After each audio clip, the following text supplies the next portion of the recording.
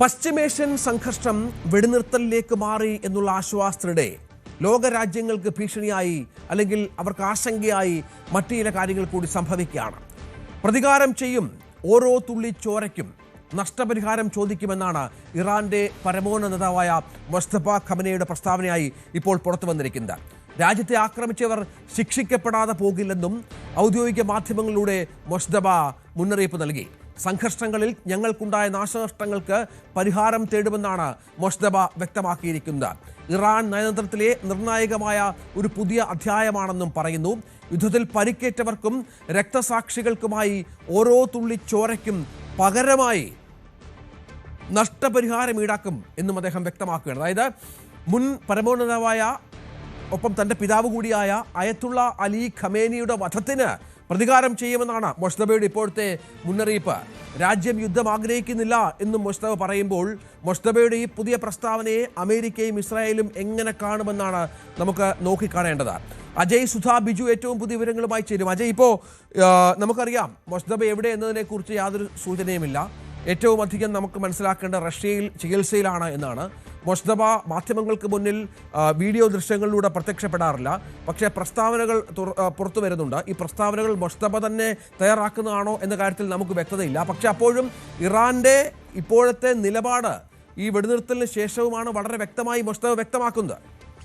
രഞ്ജിത്ത്, ഈ വെടിനിർത്തൽ നിലവിൽ വന്നതിന് ശേഷവും ഏറ്റവും കടുത്ത രീതിയിൽ പ്രതികരിച്ചു കൊണ്ടിരിക്കുന്ന ഇറാനിയൻ നേതാക്കളിൽ ഒരാളാണ് അവരുടെ ഇപ്പോഴത്തെ പരമോന്നത നേതാവായിട്ടുള്ള മുജ്തബ ഖമനേയി. ഇറാന്റെ വിദേശകാര്യമന്ത്രിയായിട്ടുള്ള അബ്ബാസ് അറക്ചി ആണെങ്കിലും പ്രസിഡന്റായിട്ടുള്ള മസൂദ് പെസഷ്കിയാൻ ആണെങ്കിലും പിന്നീട് തങ്ങളുടെ നിലപാടുകളെല്ലാം ഒന്ന് മയപ്പെടുത്തുന്നത് നമുക്ക് കാണാൻ സാധിച്ചിട്ടുണ്ട്. പ്രത്യേകിച്ച് അമേരിക്കയോടുള്ള നിലപാട്. അമേരിക്ക ഒരു ചർച്ചകൾക്ക് സന്നദ്ധമാണെന്ന് അറിയിച്ചുകൊണ്ട് രംഗത്ത് വന്നതിന് പിന്നാലെ അവർ അമേരിക്കയോടുള്ള നിലപാട് പിന്നീടൊന്ന് മയപ്പെടുത്തിയിരുന്നു. പകരം ഇപ്പോഴും നിലവിൽ ലെബനോട്, അതായത് ഇറാന്റെ സഖ്യകക്ഷിയായിട്ടുള്ള ലെബനോട് ആക്രമണം തുടർന്നുകൊണ്ടിരിക്കുന്നതിന് ഇസ്രായേലിനെ നിശ്ചിതമായിട്ട് വിമർശിക്കുകയായിരുന്നു അത്തരം നേതാക്കളെല്ലാം ചെയ്തിരുന്നത്.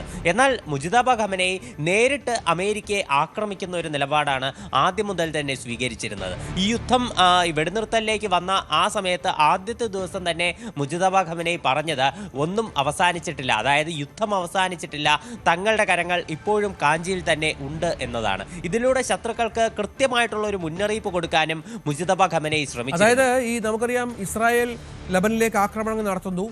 ഹോർമുസിൽ ഒരു തരത്തിലുള്ള വിട്ടുവീഴ്ചയ്ക്ക് ഇറാൻ തയ്യാറാകുന്നില്ല. അമേരിക്ക ഏകപക്ഷീയമായി ചില ധാരണകളിലേക്ക് എത്തുന്നു. അത് ഇറാന് സമ്മതമാകുന്ന പല കാര്യങ്ങളുമില്ല. യഥാർത്ഥത്തിൽ ഇപ്പോൾ സംഭവിക്കുന്നത് നമ്മൾ കഴിഞ്ഞ ദിവസങ്ങളൊന്നും ചർച്ച ചെയ്തതുപോലെ അല്ലല്ലോ അജയ്. അതായത് പലതരത്തിലുള്ള പ്രകോപനങ്ങൾ ഇരുപക്ഷത്തു നിന്നും ഉണ്ടാകുമ്പോൾ നമുക്ക് ട്രംപിൻ്റെയൊക്കെ സ്വഭാവം അറിയാം. എപ്പോൾ ഏത് നിമിഷം വേണമെങ്കിലും യുദ്ധം പുനരാരംഭിച്ചേക്കാം. അതിനുള്ള കോപ്പുകൂട്ടൽ കൂടി ഇത്തരം പ്രഖ്യാപനങ്ങളിലൂടെ ഉണ്ടാകുന്നു എന്ന് കരുതേണ്ടേ?